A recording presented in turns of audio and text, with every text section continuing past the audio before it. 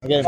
Ayan, so syempre, makakausap natin ang first team na pasok na sa semifinals, which is, hindi, kasi meron nang naghihintay na Janas Gourmeteo. So, bilang kayo ang pasok sa semifinals at makakalaban nyo ang Janas Gourmeteo, ano masasabi mo for that game? Bali kung kami magharap na bali magharap kami sa semifinals sa next week by Janas. Sabi ko sa mga kasama ko, gawin na yung mga laro nila na dapat gawin, tapos enjoy lang sa loob ng court. So, ano sa tingin mo ang edge ninyo na makuha nyo ang kampyonato? Mahirap din sabihin kasi malakas din yung Janas eh. Pero yun lang, sabi ko sa nila, enjoy lang laro, ilabas nila yung ano yung dapat ilabas nila, like mga skills nila, at saka dapat maintindihan sa loob ng court. Yes. Kumbaga nga sabi ko sa nila, kumalas man tayo sa opensa, bawiin ng depensa. Yes, kasi kaya i-convert yung defense into an offense. Yes po. Kasi lahat naman sila kasi marunong mang-score, pero naniwala ko sa walang malas sa depensa. Correct. Yan. So bilang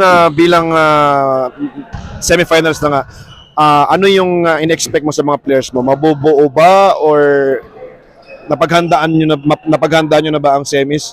Mahirap Kasi sabihin. ngayon medyo kulang pero maganda pa rin ang ikot ng game ninyo dahil kompleto kayo sa loob.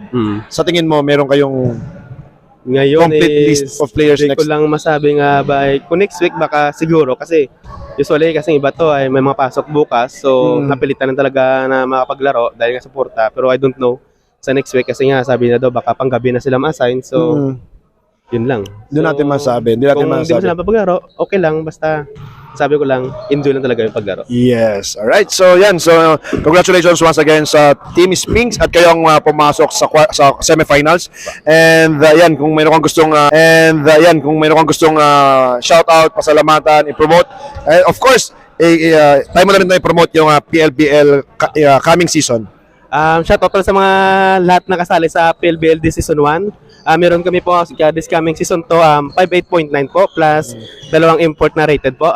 Yung championship natin is 7,000 QR po. Yes. Yes po. So both divisions same entry fee, Yes. same height din po. same height, same price, and of Yes. course same list.